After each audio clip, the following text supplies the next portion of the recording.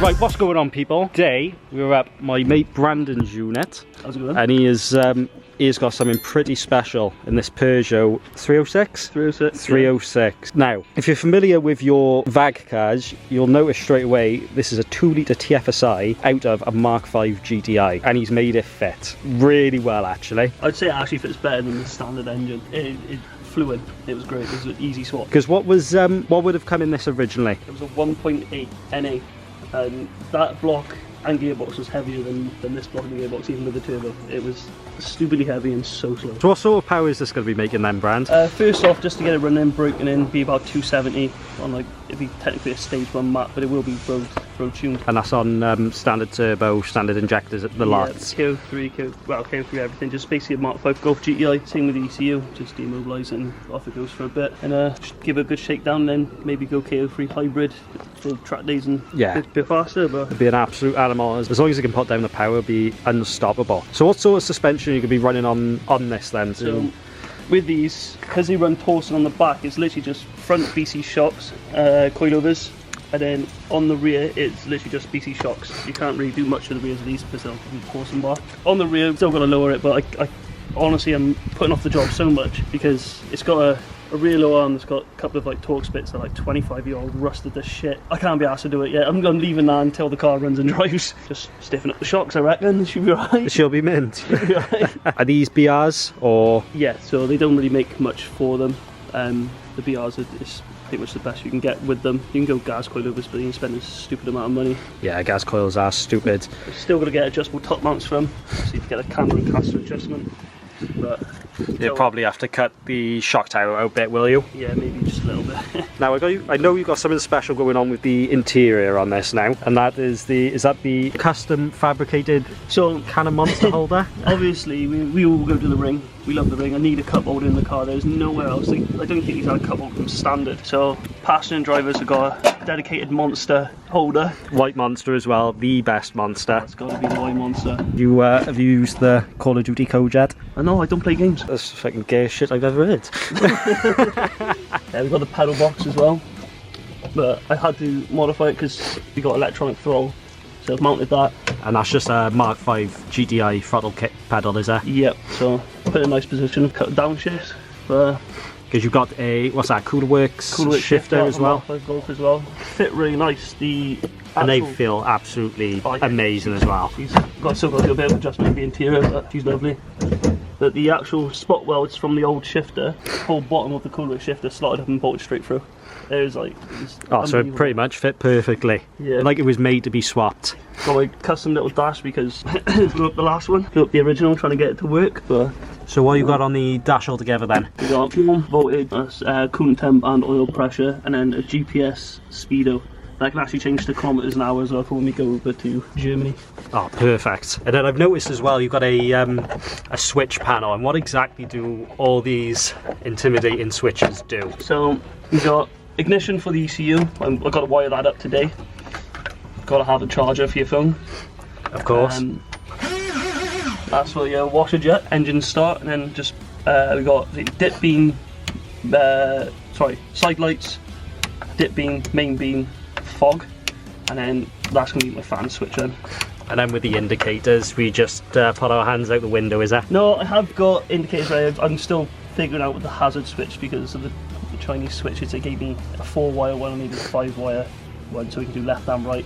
It's all learning shit. I'm still going to figure that out. Yeah, it's never straightforward when you take on a project car that's not easily very well documented. No, it's not like doing a K-swap on your old classic Honda. No, but I'm thinking of running the indicators just into the centre of here, just for ease of when driving with the and then you could just on. And straight over. Yeah. And click which way you want to go. More for MOT purposes and actual use. Oh, 100%. Oh, so with all that power we got, you got the comp brakes on them. Oh, the big boys. The big boys. I've got a bit of flock on them. I just noticed from doing the dash. And what size wheels were these fit under? Only a 16. You can't get a 15 on them, which I'm kind of gutted about because I thought that'd be kind of bit of a ripper. But 16 won't be too bad. 16 do. You can put a lower tyre profile on it anyway, and You still can have only it. put a 7-inch tyre on it, but it should be a 7-inch wide wheel, but should be right. And that's due to the stock tubs. Yeah, so they're not very deep. Like they actually sit quite close into the arch there, and then you've only got another 2 inches this way. Oh yeah, you haven't really got much room at all. That is the back there. And what wheels are you going to be running then? Funny enough, same as these. The Pro Sport LTs, I think they are, from Dynamics. Pro Race LT, that's it. They're going to look real nice on that. Yeah, I seen them on Robbie's track spec GTI, and I was like, yeah, do you know what? That's going on the Pug GTI. So, yeah, you can get the right fitment for them, so slam them on, turn them on. So Brand's actually got some other quirky cars up here. This is my mate Lemons. He's done all the welding, so I'm doing a little job for him on this for him. It's a backwards V6. That V6 shouldn't be like that. It's that way, not that way. Yeah, so this is actually front wheel drive, which is bizarre. Well, it's like some Hondas actually, where you get like the J series engines and the awful design. If you've got a V6, it has to be rear wheel drive or four wheel drive. That whole engine cover is bigger than my engine in the Pug. It actually is. That's a hand for reference. It's a couple hands. He's got some big hands. Wham hands. Wham hands. Wham hands. And then what's the story of this Skyline then? So this is a boy that I came into contact with. He asked me to do some welding on it. He basically inherited it off his dad, who's sadly not with us anymore. But I wouldn't say amazing for funds, but I promised him that we will get it done over time at his time scale. Yeah.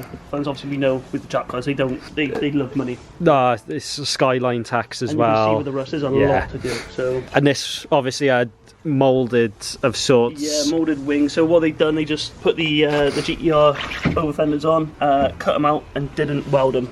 So this is the result of what poor workmanship looks like. If they just did it properly the first time, probably wouldn't even be. No, it's gone down into the seals, rotted the seals, all in the back. The boots started to go. Yeah. But hinges on everything is starting to go. It's, we've started everything underneath so far, so we've done like the front seals. They're done now. And like the jacking points and all that as well. Yeah. Even put some 5 mils still in, so that it will not fold again. And this is also, you've got a thing for sunroof model cars, haven't you? Yeah, this rare Skyline with a sunroof. I didn't even know you could get a 33 with a sunroof before I seen this car a couple of weeks ago. Yeah, no, neither did I. It's the first one I've seen with a sunroof. Which is probably why it's rotted out even more. Oh yeah. Because the drains probably come down there and straight down into the bottom sill. You might go forward, might go back, we do that. But no. Believe it or not, still seals though. It's one thing that doesn't leak. The only thing on the car that doesn't leak is the sunroof. They obviously Nissan knew what they were doing with sunroofs. Yeah, not with body panels. No, just everything that's made of metal just seems to rot away, especially on these old Jap cars. Not even just Nissans, but Nissans in general. I think they rot worse than majority of the other 90s Jap scrap we like. To be fair, my Subaru was 99% clean. 99% clean. The only problem with the Subarus though, you can't make the engine bay look nice. No, that is one thing that actually wound me up. Intercooler piping, manifolds, anything, you just can't make them look nice. They're just messy. No matter what you do, you can't clean it up. Got a side mounted turbo on there, just take the eye away from the engine, but that's about it. Right, well, thanks Brand for letting us get a few clips of the car and telling us about it. I got a few bits to go do up on the car now, so we'll jump straight over there and start finishing bits. Yeah, Brand will come up and help us as well. We can help you push this back in because it is on a slope. On a bit of a slope. Yeah, I'm gonna head off before he makes me do that.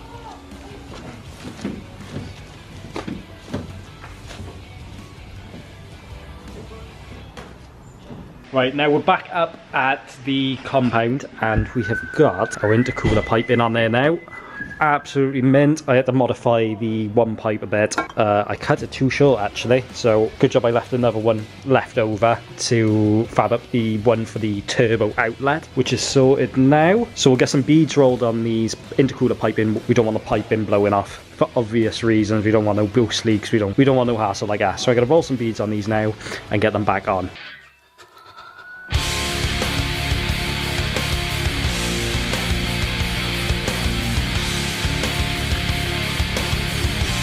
So we've managed to get the boost pipes back on there now after bead rolling them. I am missing a clamp for the throttle body still and on the turbo elbow, which I haven't got yet, and I still need to get some clamps for the actual intake. But the coolant system should all be done now. Well, 99% done. I got all the clamps on there, same on the bottom. What I need to do, I need to sort out my overflow bottle, which I'll probably tuck down there somewhere, which I still need to sort. In the last video, you see we had an issue with the car running. It only idled for about it only run for about 4 seconds, which I'm hoping was just the boost pipes not being on. But we're gonna give that a try now, and hopefully it actually idles for once.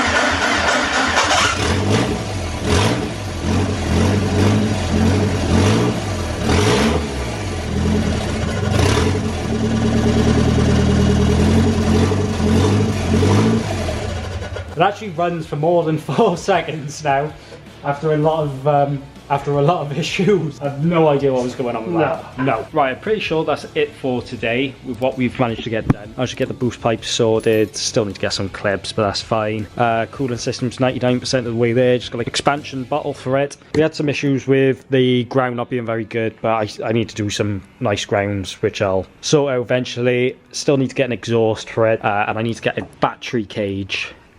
Battery box down in the back there, and I need to sort out that ground there, so I'll probably nut and bolt or somewhere nice into the chassis for that. But yeah, pretty productive day today, managed to get quite a bit done. Want to go see Brandon, had a look at his 306, which is going to be an absolutely mental build, so make sure you stay around for that, because when it's running and driving, we're going to go take after a rev. Make sure you go follow my Instagram by year, KSwapFin. Like, comment, subscribe, turn those post notifications on, and comment down below whatever sort of content you want to see, and I'll see you guys in the next one.